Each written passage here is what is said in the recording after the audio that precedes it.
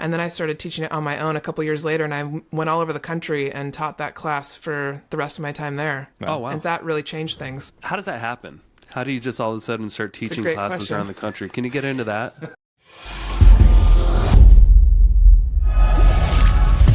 You're checking out the Investor Shed podcast with Nick Beveridge and Jeremy Kitchen.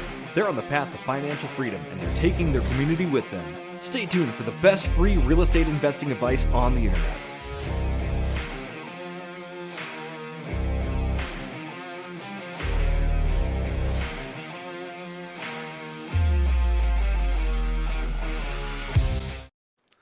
Welcome back to the Investor Shed podcast. I am Nick Beveridge, your host, here with my co-host, Jeremy Kitchen. As always, beautiful day, huh? It is such a beautiful day. Nick, how are we doing? Doing wonderful. Yeah.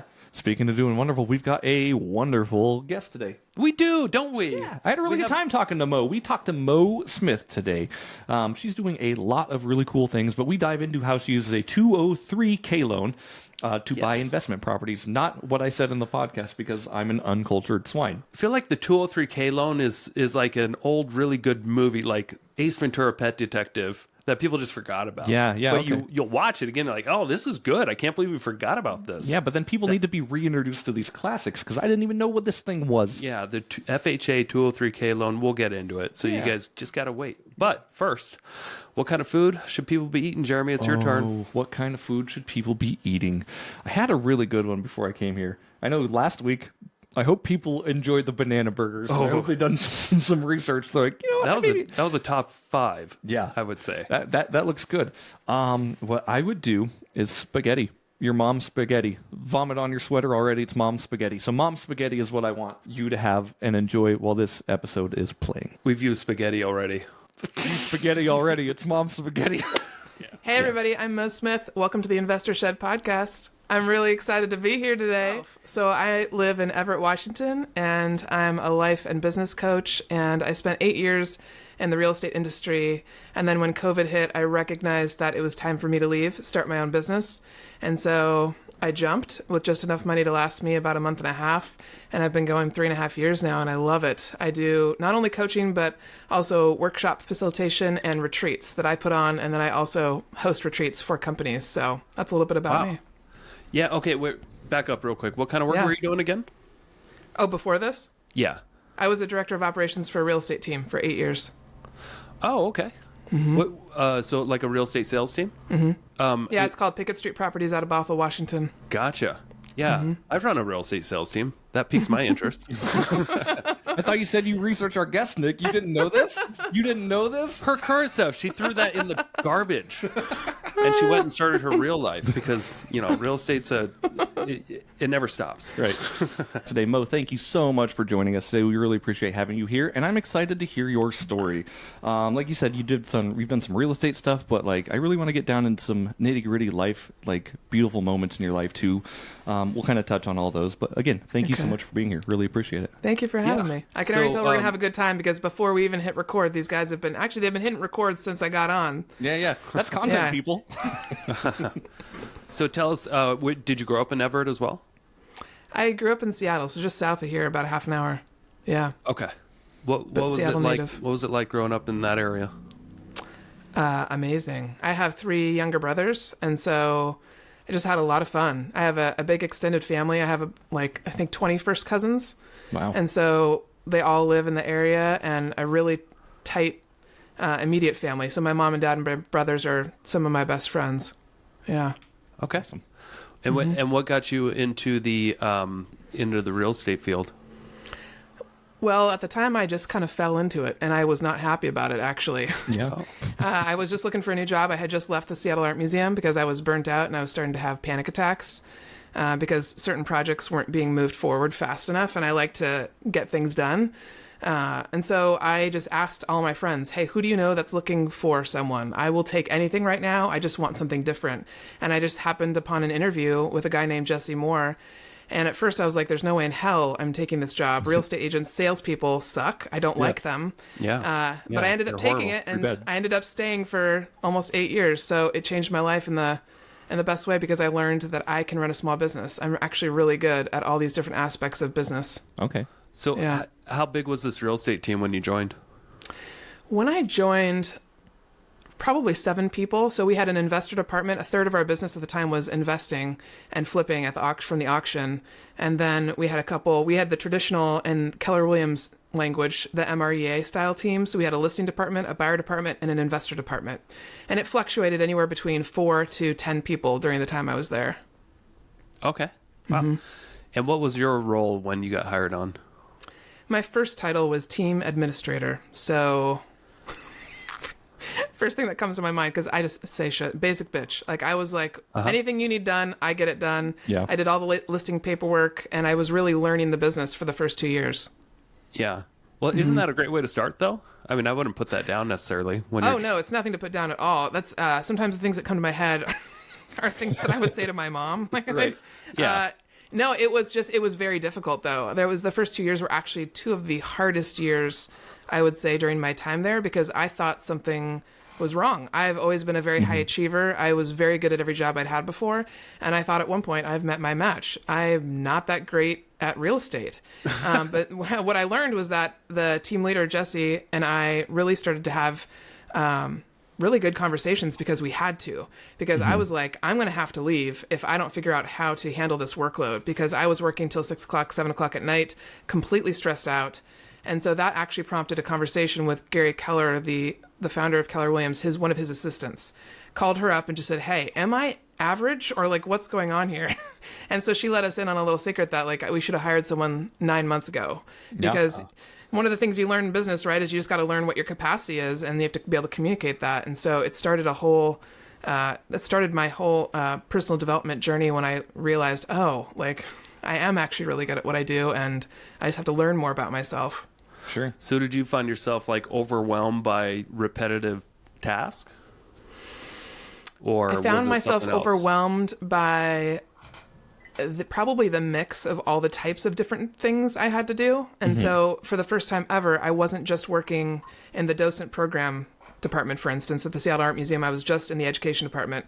Here, I was doing a little bit in finance, a little bit in recruiting, a little bit in training, a little bit in marketing, a little bit in PR, a little bit in everything. Yeah. And then I was also constantly getting interrupted. And so I'm the type of person that when you put me in flow and I'm working, I will get shit done fast. But with people coming in, knocking on my door, talking to me, and constantly interrupting my thought process, it slowed me down. And I got even more overwhelmed. Yeah. I feel that very gosh. hard. I totally feel that too. I wonder if it's like that in other industries too, because I feel like I imagine so. More than half my day is just interruptions. You know, I have goals on paper of what I want to do that day, and then I get bombarded by interruptions. But they're also they're not like bad interruptions, not all of them. Like they could be opportunities Totally. or things that really need attention immediately. Yeah. It's not all bad interruptions, so it's a fine dance. This like trying to, and maybe there's I haven't been in that many other industries as heavy as I have been in real estate, but I feel like it's a really good training in how to prioritize. Oh yeah. Yeah, totally. So once you figured out, a couple years in, that you were missing a hire, who was that hire? Oh, missing a hire for the team? Yeah. The first instrumental hire actually was an in-house TC, because we were outsourcing our TC and we realized, we're paying this third-party TC almost nearly $60,000. And we could, because we were averaging 150 deals a year. And so by bringing an in-house TC, we could start her off at a lower salary, and she could be an assistant to me. And so that was the instrumental change. Yeah. And for those that don't know realtor talk, what is TC? Transaction coordinator. So the person behind the scenes that handles all the paperwork for your buying and selling needs. And this is for this is for properties that are already under contract, right? Like there's already a buyer in a house. The prep work too. So they would handle all of the prep work, prepping the paperwork for a listing before it goes on. Anything having to do with any of the auction properties we dealt with, they would handle anything paperwork wise. So I actually was never a transaction coordinator. Okay. And were these people that you hired that came like bodies in the door, or were they? Yeah, she worked full time, 40 hours a week. And so not only did she help with all the paperwork, but she also helped me with keeping track of statistics and all the people stuff, a lot of the HR type stuff. So she was kind of my right-hand person. Gotcha. What else did you get to experience after that couple of years? Well, about 8 months in, I think it was, not even a year yet, my boss said to me, he's like, you're going to teach a class about how to be an excellent executive assistant. And I was like, what? So far, I don't think I'm nailing this. I don't think I'm doing very well at this. And he was like, no, you are, and you're going to teach it. And so about a year and a half in, I started teaching a class that turned into like a 5-hour class, actually, that really started I would say, building my niche in my community in the real estate industry. And so I started teaching the class with him so that he could provide the perspective of the CEO and building that relationship with the admin. And then I started teaching it on my own a couple years later, and I went all over the country and taught that class for the rest of my time there. Oh, wow. And that really changed things. Yeah. So how does that happen? How do you just all of a sudden start teaching classes question. around the country? Can you get into that? What's up, North Idaho people? Hello. Hey, we've got an amazing real estate seminar coming to Coeur d'Alene here later this year. We want to tell you about it so that you'll hurry up and buy tickets. Yes, get your tickets. The amazing Kathy Fecky is flying in.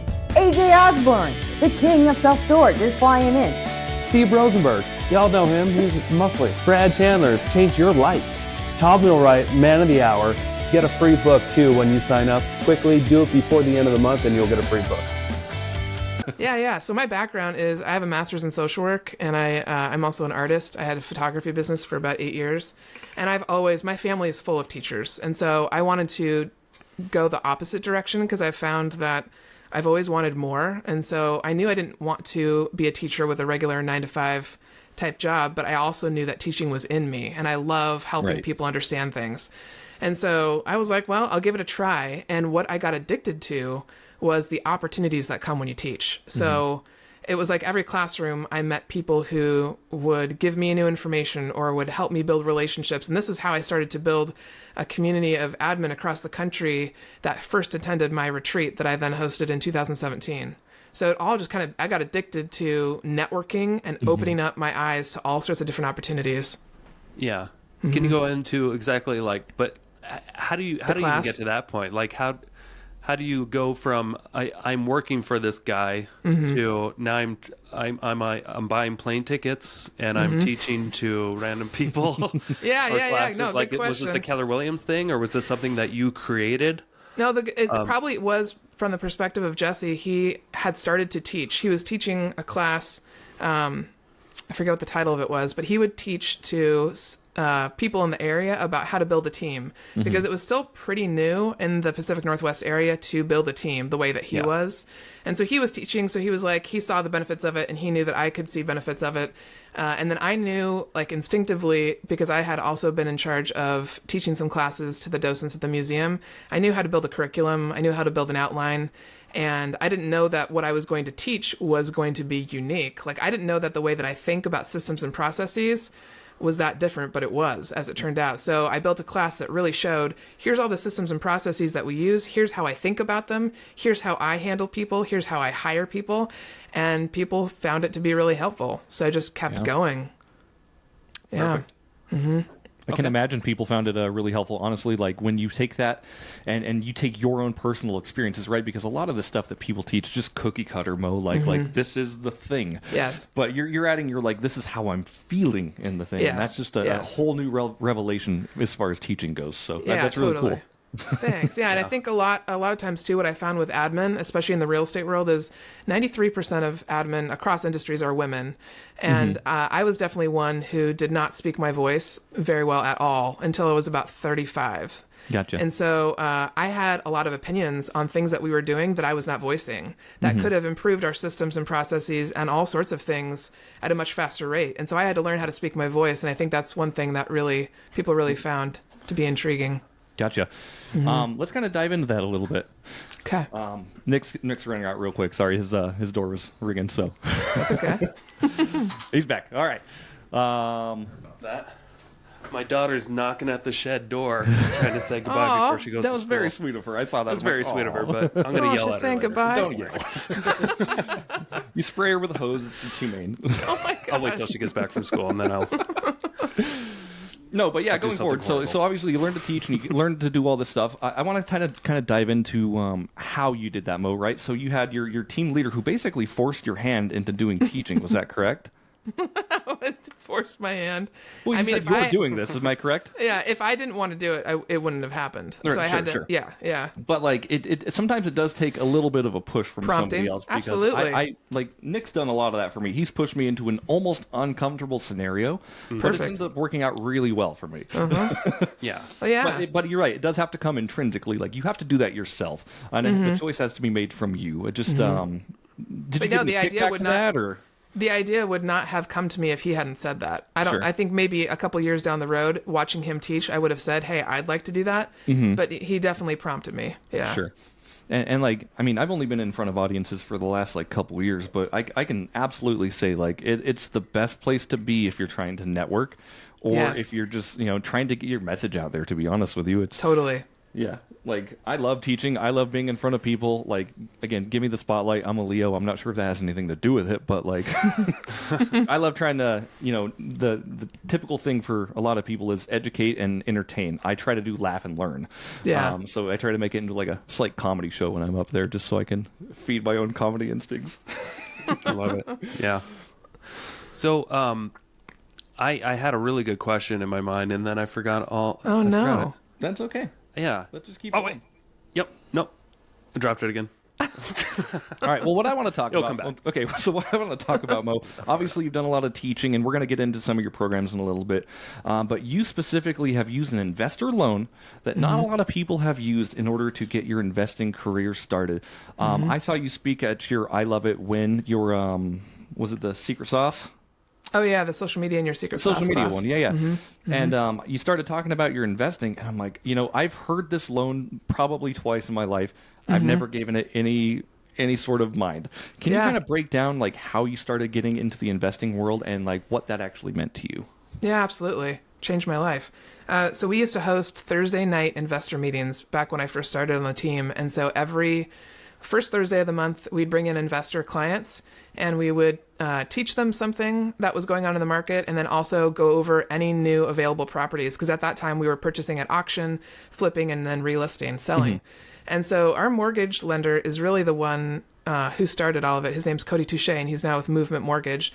And so one of the things I always tell prospective buyers and people who are interested in investing in real estate is who you work with matters, 100%. And so Cody has a mind like he's got this stack of 3x5 cards in his brain, and that's probably one of the most important aspects about someone who works in mortgage and is an investor, because he had been investing, he knew all of the options, and so he always will find a way. And so he took out a napkin at one point. He's like, Margaret, all right, if I could go back and do anything, I would go back and buy a duplex as my first purchase. And he wrote down on that napkin what I could probably afford if I bought a single family home, and it was $325,000 here in the Northwest area. If I bought a duplex, it went up to $375,000, I think. Triplex, $450,000, fourplex, like close to $500,000. And all of a sudden, my brain clicked and I got it. And I was like, wait, what do you mean? I can afford more if I buy a duplex? I had buying power. And so once I understood that, then I was like, sold, done. And we just started to look. And so the loan came up as an option because I found a property that needed a little bit of work. And so Cody was like, you could do the FHA 203K loan, and you can build in the money to do the remodel. So I think I put down just $5,000 because I did not have very much savings at all. Right. And I was a single woman working on a $55,000 income. And so I like to tell people this story because people often think they have to save thousands of dollars, like $20,000, $30,000 before they buy a home. So I did $5,000 down, and then I worked $22,000 into the loan for just some carpet, paint, new kitchen downstairs, and upstairs where the tenants were going to live. I had to do really basic paint. Sure. And so I did that the first time, and then sold that house about 2.5 years later. That is awesome. Yeah. You were the first person I think I've ever met that has actually done a 203K loan. And Okay. I've heard about him for 14 years. Yeah. And I remember FHA was so much more common until prices started going crazy. But what a great idea or opportunity for people to just start taking advantage of now. If they can find fixer-uppers in the area. Oh my gosh, yes. Like now's the time to actually employ that, because there's so many like sellers that have good equity that would gladly work with buyers and have a little more patience these days. Because if we can go in a little bit deeper on that 203K loan.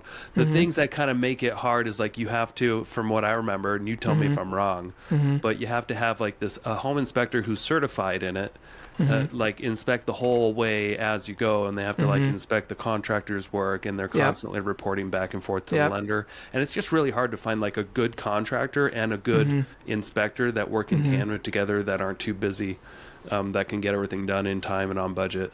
But what was your experience like going through that? Well, I'm really glad that I did this first house at a lower price point, that I just had that size of a loan, because the thing about the FHA 203K loan is it's really not that hard, but it's harder on the mortgage company. So they have to track a lot of the paperwork. They are the ones that provided the FHA consultant for me, so I didn't have to find that person. And then we had all of these contractors since I worked on the team, so I found a contractor real easy. It was the fact that before you start the work, you have to like line item out everything you want done in the house. And then once it's set in stone, it's set in stone. And anything else that pops up, you have to pay out of pocket. And so I ended up having to pay out of pocket for kitchen cabinets. For some reason, we hadn't put those on the list. And so that was an example of kind of what went wrong that first time. But in the big picture, we got it done in the course of 2 months. And then the next project that I did, I sold that house, like I mentioned, 2.5 years later. I made $95,000, which was more money than I'd ever seen in my whole life. Right? And then I bought another duplex, the one that I live in now, and I did the same loan with a $240,000 remodel. Okay. And so that was like my project to like learn this process before this one, I realized. And so, yeah, I mean, the inspector part was, it was not, I would say, it was just like any other real estate transaction. I had to fill out the paperwork on time, make sure I got stuff back. But as long as you are willing to project manage, I'm like, hey, I wouldn't be able to access this money any other way. So this is it was such a blessing to be able to do it that way. That's awesome. So if we can go in a little bit more details about that. So FHA 203K, that's where you can find a fixer-upper and you can get the funds to purchase both the home and all the renovation costs, but you still need 3.5% down, right? Yep. Plus, and things might have changed now. I haven't looked at the recent. I don't know if like things change so much so often that I don't know like what's still happening with the FHA 203K. Yeah, that's what I like. I just check with your mortgage lender if you're listening. You're like, oh, I want to check this out. Yeah. Now and the renovation money, was that left at escrow or is that left with the lender until it was paid out to the contractor as work was completed? That's a good question. I don't know. You don't have to answer it. That's okay. I think with that first house, the contractor was not paid back until the end of the job, whereas with this house, they were paid in chunks because it was so much more money. Sure. Because I think in Washington State at the time when I did this house in 2017, there were people with a ton of cash doing this in all that, like you could do it up to, I believe, $1 million. Wow. And so people actually utilize this loan. I heard about different people that are in baseball particularly that were using this loan actually. Yeah, we got to teach it at our investor meetings. I called it the wrong thing. I called it the 205. Obviously, I know nothing about this loan. Okay. Well, so I'll have the experts kind of go about this. I have no. Sometimes you forget what tools you have in your toolbox. Yeah. You know, and I think a lot of mortgage lenders are nervous about this too. I haven't even heard of a 203K loan for a few years, and I don't know why. It hasn't a lot of mortgage lenders common. won't talk about it because they don't want to do it. Because it's a lot of work. It's like triple the work of a regular loan at least or more. But it's such a great product. Yeah. Yeah. Again, like I said, you said, another tool in your tool belt as far as getting approved and getting shit done. So earlier I had a huge headspacey moment because my daughter came in and I had a great question lined up and then I forgot all about it. But I wanted to ask you about the classes, if we can go back just a little bit, that you were putting on or that you were teaching. Was there anything unique or that actually warranted like having to go and teach these classes to these teams or these administrators, assistants, or were you pretty much just teaching what was already in like the red book, the Millionaire Real Estate Agent book? Just curious, like, did those correlate well, or did you guys have your own systems that you were teaching? Yeah, good question. So the MREA, what I would say we followed more was how duties were assigned to team members. That's the part that we followed pretty closely. But in terms of the systems and processes, that was a lot of what I created. So like our operations manual was an Evernote, the process of how we developed certain things. So I was talking a lot about those systems and processes, but then I was also talking a lot about the people part. Because the thing that I recognized real quickly within a year of being in the industry was that a lot of real estate agents, most real estate agents, have zero training around leadership and management. Yep. And so there were a lot of relationships and partnerships that were constantly falling apart, were really toxic, and I started to speak to that. And I think that was what made my class most unique, was people came for the systems and processes, but then they left being like, oh, now I know how to have a hard conversation. Because I had it was like probably 60% admin in the class, 40% real estate agents, because the agents were coming because they wanted to hear me talk about my perspective, because either they didn't know how to ask their admin the right questions, or their admin didn't trust them, so they weren't actually having open and honest conversation. Yeah. How many transactions was your team doing on average while you were there? 150 a year. Yeah. Mm-hmm. So for those that don't know, that's a lot of transactions, where the average agent does about like 5 or 6. Say. Yeah. Yeah. 5 or 6 a year. Mm-hmm. And so each person on the team is doing what, 20 or so deals, right? Yeah, or I always more? tell people it's like getting a graduate degree in real estate. You learn that much more quickly. Yeah. Yeah. And by having a team in place, agents are able to get more stuff done because they're not bogged down by every little tiny thing that comes along with the business. Because most agents only do a few deals a year because there's all these other things. They just don't have the time to do more because there's compliance, there's marketing, there's operations, there's everything else. And I think what's fascinating about a team is like they just a group of people coming together, and they can do a lot more together sometimes than they could individually and make more money. Anyway, getting away from that, tell us about what transitioned you into becoming like more in a leadership role while on the team. Yeah. Or because I know in your business, I mean, you really kind of, would you teach a little bit about like being an authentic leader? So, Yeah, I think, go ahead. Yeah. So what got you into that? Well, one of the things that happened while I was on the team was about 3 years into it, my boss started going through a divorce, and he was really pulled away from the business in a big way. And so in a lot of different ways, I was forced to step up and start to take charge and do more, and not just more tasks, but really take more of a leadership role. And I was the person people were looking to. Okay. So that's what started it. And I was like, didn't think I was ready for it at all, but I'm really good at it. Like, I'm good with people. And so I really started to learn a lot more about how to communicate clearly. And the book Fierce Conversations by Susan Scott is one that completely changed my life and gave me an actual dialogue to follow with which to tell people certain things that I had a hard time giving people feedback or whatever it might be. Yeah. And so that just started my passion for really learning more about myself so that I could be a better leader. And then I wanted to start sharing it with other people, because that completely and utterly changed my life forever. Yeah. I hear such great things about that book, but I haven't read it yet because the title just seems so aggressive. I actually can't read, so that's... Oh, yeah, and I can't read. No. Because I'm a little retard. You're not. We don't say that word. I do. So go ahead. So obviously you had your leadership with the Keller Williams team, and then you started branching off and doing your own thing. Is that correct? So now you're doing your own kind of masterminds and your own teachings and your own events, right? So what was the transition like specifically from a team where I'm assuming were you W-2 or were you 1099 on that? W-2. W-2? Okay. And then when you started running your own business, obviously that's a no-holds-barred, fight for your life out there. How was that transition like for you? Because I think a lot of our listeners, like, they're going through the W-2 and they're trying to figure out how to make a life for themselves. So you mean specifically when I left my job and started my business? Yeah, absolutely. Yeah. The interesting thing about, like we were talking about earlier about getting interrupted all the time, I didn't realize how taxing that was on me. And a lot of things were, I was getting more and more resentful and more angry, I think, because I probably should have left like a year before I did. Yeah. I was just done. I was ready for something new. My vision at that point had gotten bigger than and different than what the team leader's vision was. And so when I left, COVID provided a really unique opportunity for me to be at home by myself. I had a roommate at the time. and I was in my own energy, and it felt so damn good that I was like, I can't go back. I can't go back. It's time for me to leave. And so it doesn't make any logical sense for me to have done it when I did. To do it at the beginning of COVID with just enough money to last me a month and a half is not smart or logical.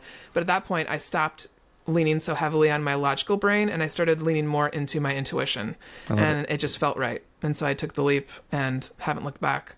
Yeah. What was that conversation like when you went to quit? Oh, it was hard because we had definitely built a really good relationship over the years and had leaned on each other in so many different ways. He'd helped me really learn how to invest in myself and invest in real estate and all these different things. But I also knew that what I've learned with all sorts of different relationships, I don't ever want to get to the point where I hate someone or like I have feelings of like that. I want to maintain the relationship. So I said to him, like, I think it's time for me to go, or else I'm going to, like, this is not going to be good for the team. And I could already tell I was not having, my energy was not the same. I was not having the desire to interact with the team as much. And so I didn't want it to affect his business any more than it already was. Okay. Would you consider that to be like a fierce conversation that you guys had? Oh yeah, I didn't use the dialogue at that point because, but for sure it was fierce.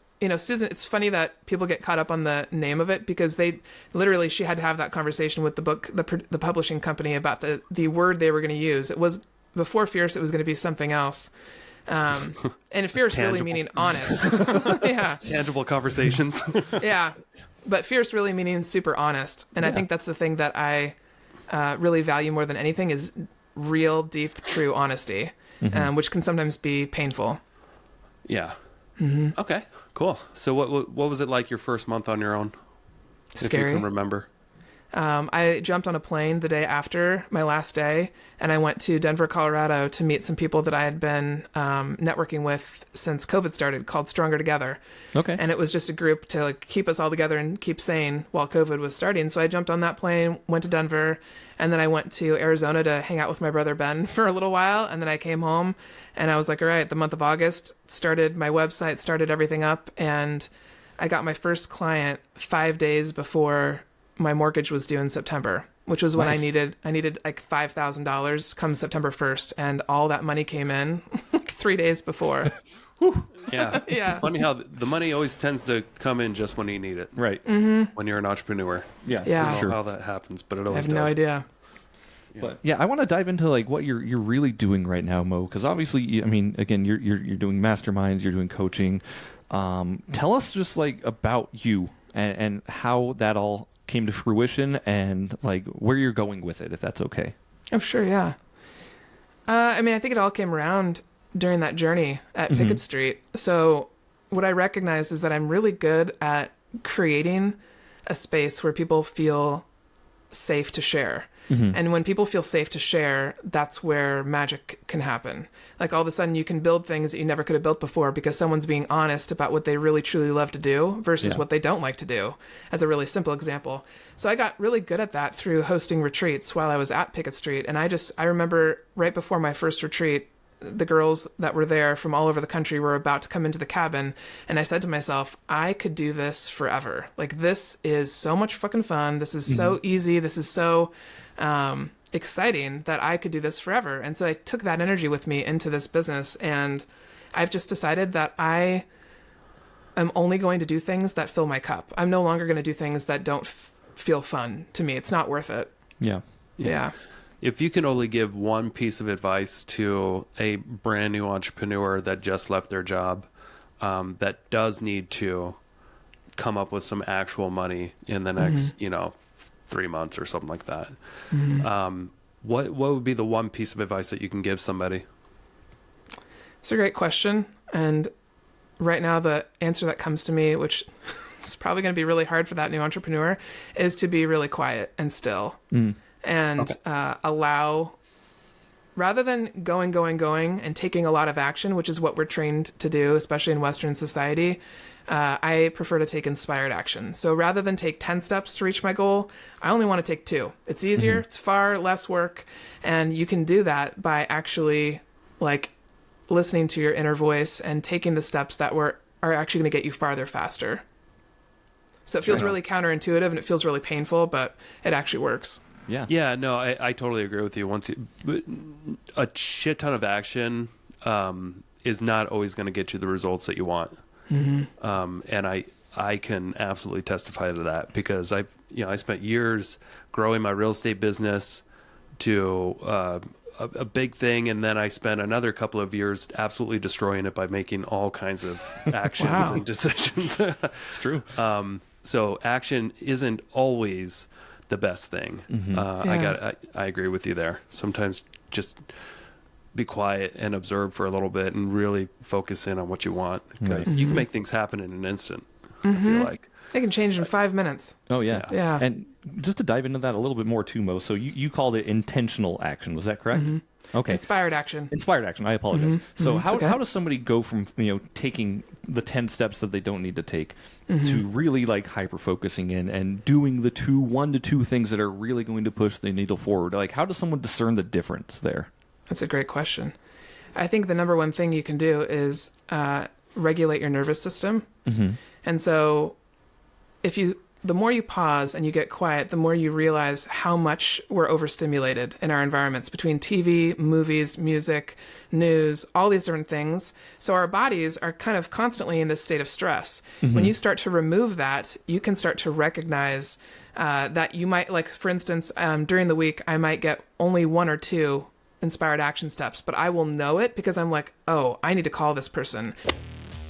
Hey, quick commercial break here. Thank you so much for listening to this podcast. I really do appreciate it. If you want to give back, let me help you buy a house, or I can help you sell a house. It's the only way I make money when I'm not investing in real estate.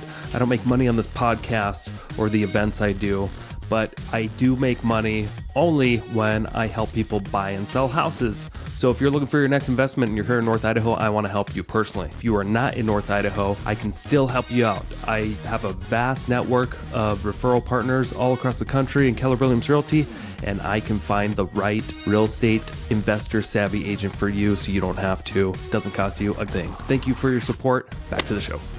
Yeah. Or, oh, I need to reach out and email that person and ask, but it's only 1 or 2 steps. When if I listen to my stress, it could be like, oh, I need to post 3 things today. I need to email 10 people and I need to send out. No, I actually don't. But you have to calm down that voice, that inner voice that's freaking out, your ego freaking out, saying, go do. That's so hard to do. It's really hard to do. Are you saying you calm down that voice of like anxiety? You still do those things because No. that's what you have to do, or do you just not reply to emails? You let If people I receive down. an email from a potential coaching client, I'm gonna respond to it. Yeah. Okay. But as far as me putting Like, energy out into the where's world, the distinction there between, like, I do kind of have to get 180 things done in the next couple of weeks. I'm stressed about it. Where's the fine line? Where can you drop the ball and just relax a little bit? Yeah. And where can you just maybe get comfortable with what you're doing and focus on other stuff while, the work becomes subconscious? Like, is there any kind of, where I'm going with this? Do you train on that at all? Totally. So a lot of it's around prioritization. So looking first at what are you doing in your life overall, and what is actually adding to your life and what's taking away. Because a lot of people are involved in a lot of activities that they don't actually want to be doing. And so I think the hardest part is recognizing, oh, I'm friends with this person, or I'm in relationship with this person, or I'm collaborating with this person, but it doesn't really feed me. Yeah. I don't really like it. So the first thing is actually cutting those things out. Because once you cut those things out, then all of a sudden you have a lot fewer action steps to take. So it becomes, so if somebody's emailing me and saying, hey, I want to work with you, of course I'm going to respond to that. But as far as me putting something out into the world, like me introducing an energetic exchange, let's say, like emailing something to someone and saying, hey, I want to work with you, that's going to be much fewer. I'm going to do that with very intentional, inspired action only. I'm not going to do it just to do it. I'm not going to go email 100 people today just to do that. Right. I'm far too busy for that stuff. And this is something I'm going through with my businesses too. Like when to say no and when to not drop the ball, because like I've been at literal max capacity. What it feels like max capacity the last couple weeks. I've even dropped a couple of loan clients off to Nick because I'm like, man, I don't have the capacity right now, unfortunately. But like, and in my mind, I'm like, I don't know what I should be doing and what I shouldn't be doing. So it's very weird, like you're saying. And yes, you're right. We are absolutely overstimulated, just completely overstimulated, specifically with smartphones, when we've talked about this before, but the little computers in our pockets don't always work to be our friends. Totally. Yeah. Yeah. Well, I mean, how can you cure us? We're asking for help, Mo. I can see his brain is just going. I can see he's working on all sorts of stuff in there. What do you mean cure us? We don't know. Sometimes we just don't know what to focus on. Yeah. And what is important. And I think a lot of entrepreneurs struggle with that because they don't see the results of their actions for months. So they don't know what's important and what's not. What have you found to be important things to focus on throughout the day in order to sustain a healthy business, yet a healthy mindset? Things that bring me joy. Yeah. So if coaching brings me joy, if retreats bring me joy, then taking the action step or the inspired action around those things. Things that don't bring me joy, I give myself time, like a month or two, to think about and to feel into, is this not bringing me joy, or is there something about this that needs to change or shift before I drop it? But I will no longer hang on to collaborations or activities that don't bring me joy. Because I found that the more that I follow my joy, the happier and more fulfilled and more peace I get, and money flows with it. And so a lot of it is building trust with yourself, trusting that you actually know what's best for you. Beyond all these voices and things that we have outside of us, all these books, all these coaches, all these speakers, all these leaders, all these people that we've learned things from, the ultimate goal is to be able to trust yourself and know that you are actually trustworthy. Yeah. So are you saying, like, if there are things that in your job or your business that don't bring you joy, you just don't do them? Or do you leverage it out? What have you found? So one example of that would be that even before I could afford it, I hired an accountant. Because I want to understand my money and I want to know where the money flows, but I do not want to track it, do the P&Ls or my taxes. I don't have a desire to do a deep dive into learning all the loopholes of the tax system at all. And so I hired that out, leveraged that out immediately. Yeah. And so not to say that, like, of course there are things that I do, like cleaning my house, that I don't particularly enjoy doing, but it has to get done. And so I do that. But overall, the big pieces of my business and what they involve are my most joy-filled aspects. Like coaching, retreats, workshops, working with people brings me an immense amount of joy. Yeah. Gotcha. Yeah. How did you start organizing workshops? What do you mean by organizing? Like developing the curriculum, or how do you get people to show up to a workshop? Before, like, because at some point you didn't have an audience, Right. You got to build trust somewhere. Yeah. Yes. How do you start? Like, if you can give a piece of advice to people that do have something valuable to teach, but they just don't know how to do the next step. Yeah, good question. The first thing is you teach it no matter what, whether you have one person in the room or 100 people in the room. And so what started it was when I started teaching back in 2013. I probably had like 15 or 20 people in that first class. And that was because of Jesse's reputation, because Jesse had been teaching and people were like, oh, Jesse's EA is teaching something. I want to go check this out. And then I started to build my own network. And so I did a lot of personal invitations. I absolutely emailed, called people and said, hey, come to this class. I promise you it'll be worth your time. And I just continued to do that year after year after year. For my first retreat, I had 25 women from around the country, and a lot of those were personal invitations to people that I wanted to interact with. I knew I wanted to learn from this EA who was on a big team in the Midwest, so I reached out to them personally and said, hey, I really want you to come because I want to learn from you as well. And so you have to be willing to do that effort, because by the time I got to the third year of doing my retreats, it sold out in 48 hours. I didn't have to do the work because I had built that audience over the last couple of years. So it's a lot of grassroots effort of reaching out, believing in what you have to say, and inviting people. Yeah. Okay, cool. So I think, so we got into like your background, that you worked on this real estate team, and then you started your own business. But I don't know if we actually dug in. What exactly is it that you do in your business? So I thought coaching would be more of my business, but I never wanted to be one of those coaches who had 35 to 40 clients a week. That's just a lot of energy because I put a lot of intention and energy into each of my coaching clients. It's not just during the coaching session that I'm thinking about them. I give them access to me through Marco Polo, which is a video chat app. And so, because a lot of the growth happens between sessions. And so coaching is probably 25% of my business. Okay. The other part of it is doing workshops around communication and vulnerability. So a team can bring me in to work specifically with their team, or they can bring me into their brokerage. And I also started working across industries because a lot of the skill set that I have as a director of operations coincides quite nicely with helping people find their joy. Sure. Like a lot of helping people learn how to prioritize, like what we were just talking about, and remove stuff from their life that is no longer in alignment with their highest and best self. Just by doing that part, life starts to get a lot easier. So coaching, workshops, and then doing retreats for teams. Like they can hire me to come and facilitate a retreat, and then I put on my own retreats. So I love it when retreats that people can come to from any industry. Yeah. Gotcha. Can you give us a demonstration of this? Of what? Or like can you consult Jeremy on his Sure. he used some language there. He just says I'm too busy for stuff. Yeah. Like is there something where you can be like, hey Jeremy, stop using those terms? Yeah. Can you give us a little Hello, Bob. Totally. Would probably be the best way to do it, I think. But Well, there's two.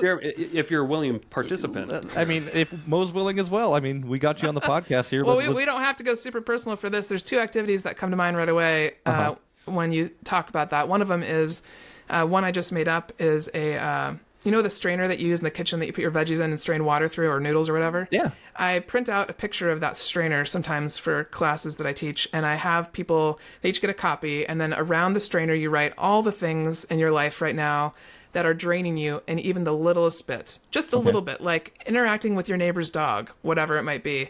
You put it on that list, and you start to look at where are some aspects in my life that I could start to plug some of those holes, which can sometimes be very difficult for parents when their kids might be a source of that drain, and having to acknowledge, like, this does drain my energy when I come home from work and have to fix dinner, help kids with their homework, whatever it might be. But the idea behind it is that you put it down on paper, you actually get it in front of you, and you start to look for solutions, because there are ways to help create a schedule or create or find people to help you with things like that. Sure. So that would be the first thing that I would do, because when people say they're too busy, it usually means they are not able to prioritize right now, and there's something that's stopping them from prioritizing. Sure. That's the first thing that comes to mind that I would do. Yeah, and just reference like too busy. Like, yes, I will admit, like, I'm pretty dang busy, but like I'd say like I'm at capacity, and I'm learning lately to leverage a couple things out, and that's really been a blessing to me. So I can keep actually adding more onto my plate, which is weird. But what I don't do, so like kind of what you talked about, like let the things that you don't want to do go. You still have to do some of those things, like you said, but what I like to do is I like to gamify some of those things. Like, okay, how fast can I get this done? Or how good can I make this look when I'm done? If I turn it into a game, it becomes a source of fun. Totally. Yeah. Oh yeah. Lately, my partner and I neither one of us really enjoy cleaning. So once a month, we put a timer up, and it goes for 60 minutes, and we just clean as much as we can in 60 minutes, and then we're done, and we celebrate somehow. Yeah. Sam and I have done that a few times. I need to implement it more, but yeah, we've definitely done that. It helps. Right on. And I want to talk just a little bit about your retreats, obviously, because I don't think we got to the personal side of the story here. So when I found Mo, I found you, I believe, on Facebook or Instagram. I'm not sure how I followed you, but I followed a bunch of people just like in the real estate coaching, mindset, entrepreneur business. You came across my page, I started following you. I really loved what you had to say, and then I noticed you were doing admin retreats, and my wife was a transaction coordinator and an admin for a team, and she's an admin in her own business. I made a connection there. And I will say, Mo, that like your retreat was absolutely life-changing for my wife. You're the reason why she quit my team. Thank you, Mo. I think she quit before We that. did talk about that. Yeah. She quit before that? Yeah. Oh, okay. Whatever, Mo. No, but anyway, like she came back, and I remember, like, you know, I didn't get to speak with her a whole bunch. She was very like ingrained in your retreat, ingrained in the people and the culture there. But she's like, there was one day where it's just like everybody was in tears. Like whatever you did there was so powerful enough to move a group of people into like a group cry session, and I'm like, that sounds amazing, to be honest with you. Oh, that's right. Yeah, she did quit before that. Yeah. Or It's not because of Mo. it wasn't because of Mo. I was trying to blame you on something. Yeah. That's all right. Don't blame her. If anything, she's helped.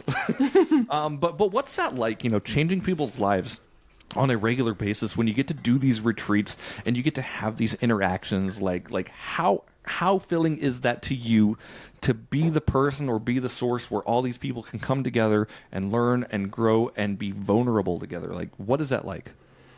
Oh, it's amazing. Yeah, I'm completely addicted to it. I think I'm addicted to it because ultimately it feels real to me. Because I got tired of, I felt like since I was a little kid, I could always see the truth, and there were very few people who spoke the truth. Meaning like we'd be in an awkward situation or an awkward conversation and nobody would actually say the thing. Yeah. And I just got tired of that. And so these retreats are like the essence of what I feel like are truly going to help our world heal in so many different ways, because there are so many people, men and women included, who have all of these feelings and aren't saying them, aren't speaking them. And so when you don't speak those feelings, it turns into all sorts of things, all sorts of messes, messy relationships, messy working situations. There's a whole lot that happens from not expressing yourself. And so being able to give people a place that they feel safe enough to actually share what's really in their heart. And then once they release it, they may not even have to do anything with it, but just speaking it out and saying it, oh my gosh, it's changed me. It's changed everybody who's ever come to one of my retreats. I feel very, very lucky to be someone that gets to do this. I mean, that's the essence of why I started my business, because if I could do this for the rest of my life, I will feel completely accomplished. Yeah, sure, absolutely. And you're doing a fantastic job at it. Like I've seen nothing but good things come from your retreats. Thanks. Just on like a personal level, like how do you get people to be that vulnerable with you and like accept you as the leader and trust in you to let go? Like, what's that process like? Oh, good question. I think ultimately over the years, the thing that people keep coming back to me and saying is there is no judgment. And so I am a very good listener. And I've always, like I said earlier today, I was talking about how I didn't speak very much for the first like 32 years of my life. And you learn a lot when you listen more than you speak.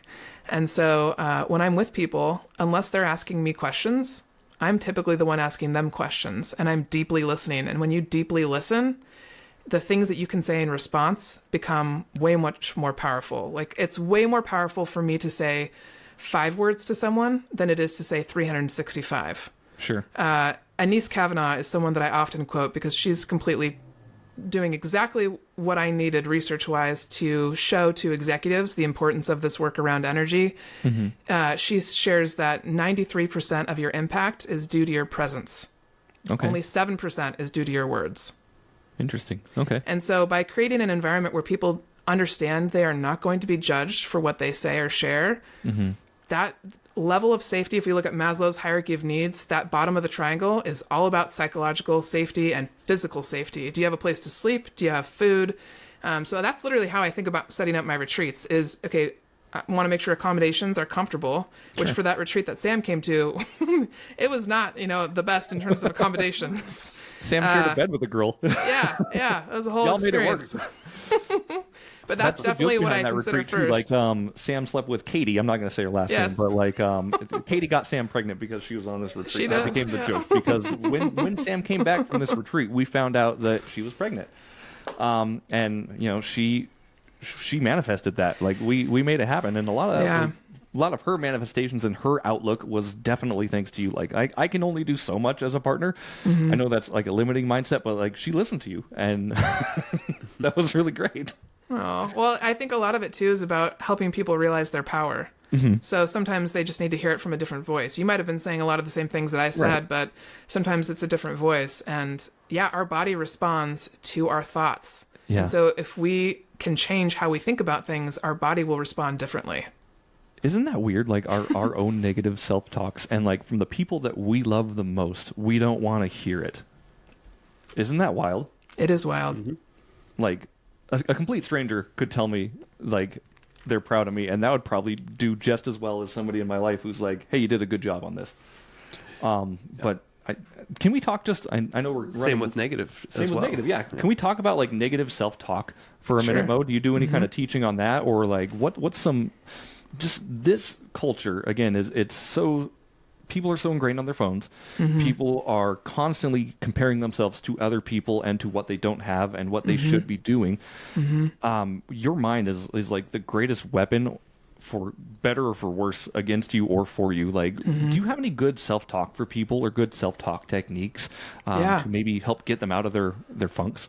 Yeah, absolutely. The first thing is filter what you're taking in. So treat your brain like you do a computer or like you do anything else. It's like it will soak up whatever you put around it. So for me, I don't watch a lot of movies or a lot of TV because all of that stuff just goes right in. And so really look at what you're taking in, which includes the people around you. How do the people around you speak to you?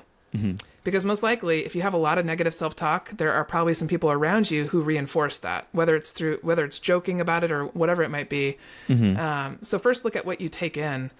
And then look at what do you want to replace it with? Sure. How do you want to actually speak to yourself? And one of the things I have people do is write down a list of affirmations using I am and you are statements. And you want to write down enough to make it about 2.5 minutes long. I got this from a coach when I was in the real estate world, actually, named Derek Shank. He's awesome. Lives in Boise as well, in Idaho. And he had me record my affirmations on my phone in my own voice and then listen to them every day. And I started doing that. And after about a year, I was in Hawaii. I was looking in the mirror and I said something negative about my body. And then I heard in my head, "You are lovely." And I was like, holy shit. Yeah.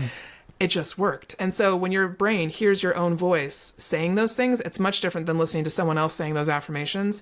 So again, realizing your power, realizing that you can actually regrow your brain with meditation. You can, once you realize what you're capable of, then you can start to actually play with it. Yeah.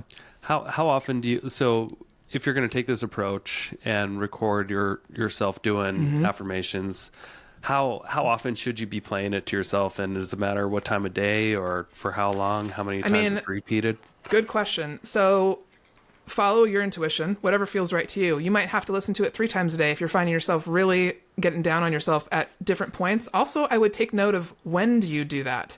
When do you have negative self-talk? Is it when you haven't eaten lunch yet? Are you what's going on there? 'Cause those patterns all make a difference. But right before bed and right when you wake up, your brain is still in, I believe it's theta state. Theta is when you are more really open to it's much easier to rewire your brain in that state. Sure. So listening to them right after you wake up, your brain is much more likely to take that in. Same thing with right before you go to bed. So that's why I meditate right when I get up in the morning, because I want the first thing that goes in there to be of my choosing. Yeah. Have you heard of David Goggins? Yeah.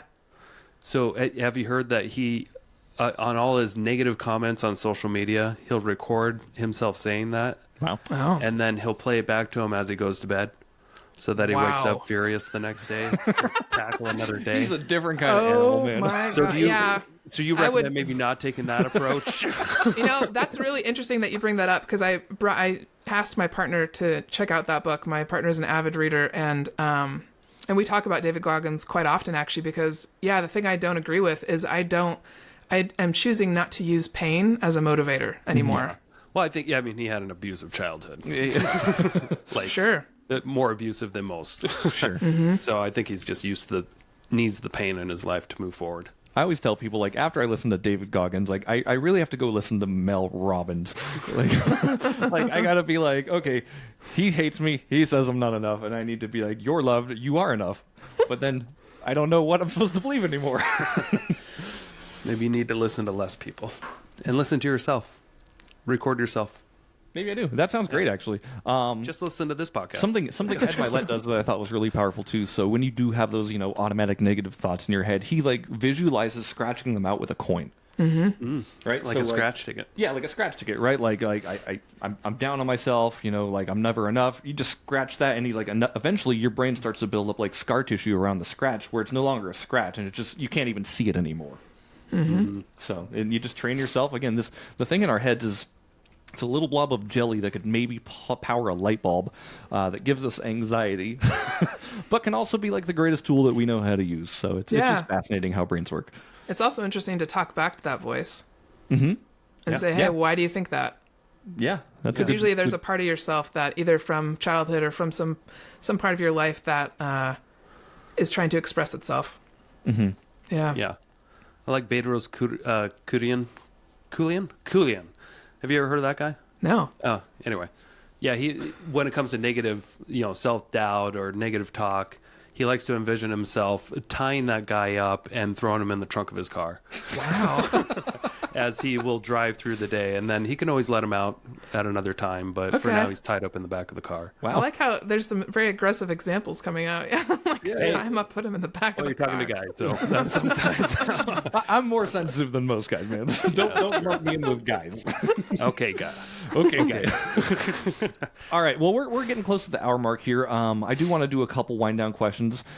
Before that, Mo, I want to just kind of ask, like, how can people get in touch with you, and like, what kind of things are you teaching, and how can people get really? Oh, you also do a podcast too. I want to talk about that. So you do the I Love It Win podcast. Mm-hmm.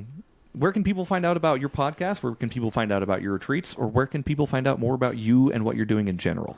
Yeah, the best place is just to go to my website, iloveitwhen.org, and you can sign up for my newsletter, which I send out every month, and that gives you all upcoming workshops, retreats, anything going on, links to my latest podcasts, all of it there. But my podcast you can find on YouTube and any major podcast platform.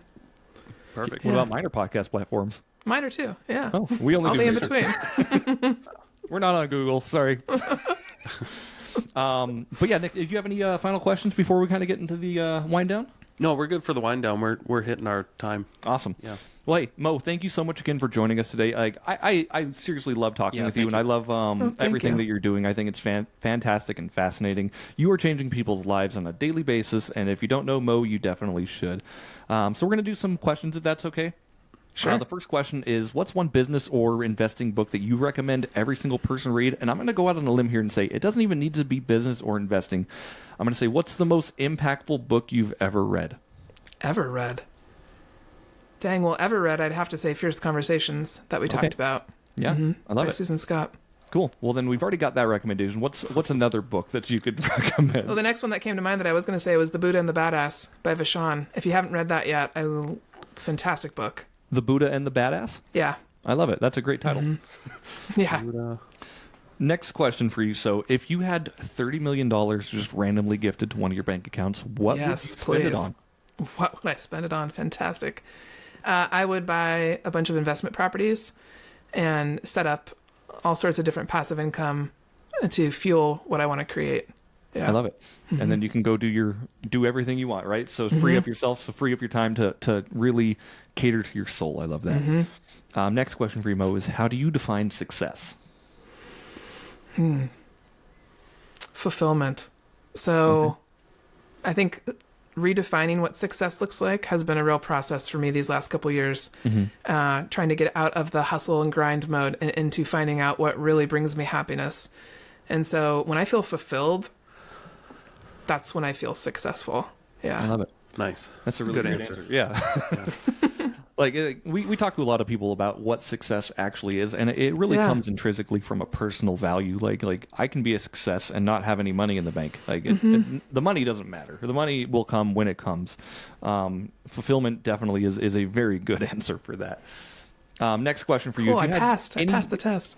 Any advice to give, like a first or an investor looking for their first or second deal? Like, what would that be? So my sweet spot is to find the house that investors don't want and first-time homebuyers don't want. Okay. That's why the FHA 203K loan is so great, because the house is usually in just a sort of a spot where it's not enough money for an investor to buy it. You know, they're not going to make enough money, and a first-time homebuyer is not going to pick it because they want something that's already done and ready to go. Okay. And so don't be afraid to try something different, and make sure you're working with a lender and a real estate agent who have actually purchased investment properties themselves, ideally, because they'll be able to think of more options. That's really good advice. That's great advice, especially these days and age. This is Yes. 203K. We got to bring that back. Not the 205K, like I said. Listen to the That expert could be. Maybe that's the next level loan we don't know yeah, about. maybe it's the version 2.0 of the 203. I don't know.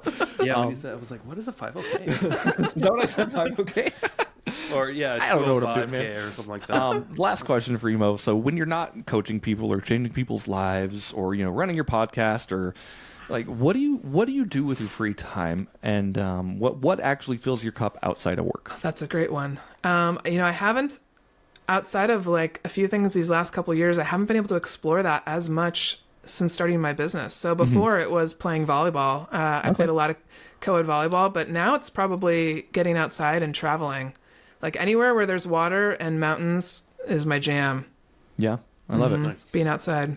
Does anybody ever tell you that you're really tall? Yes, quite often. When they meet me in real life, over the computer, they're like, they don't really realize, and then they meet me and they're like, holy shit, I had no idea. Yeah, I'm actually the shortest in my family. Yeah, wow. So I remember Sam came back from a retreat, and I'm like, how's Mo? And she's like, she's very tall. I'm like, I wouldn't have figured. That's how she is. Yeah. That's great. So, again, thank you so much, Mo. Do you have any final closing thoughts for us? No, I just appreciate you guys. This was fun. Yeah, this was a really good time. Thank you for having me. And we got all of Mo's information here. We'll have everything in the show notes as well. So if you want to go find Mo, just find in the show notes or listen to the actual podcast where she says stuff. Did you say show notes? Show notes. Oh, okay. Show notes. Show Play notes. on word there. Yeah. All good. Well, hey, we're gonna send this thing home. Again, thank you so much, Mo, for joining us, and we will see you next week again on the Investor Shed podcast. Thank you. See ya. Hang tight. Thank you so much for checking out the Investor Shed podcast. If you enjoyed your time, make sure to leave a 5-star rating and review on Apple Podcasts and Spotify. Follow along on YouTube, TikTok, and Instagram at The Investor Shed for shorts and promos about each episode. Do you want to be a guest or know someone who has great real estate investing advice and stories? Reach out to us at theinvestorshed@gmail.com.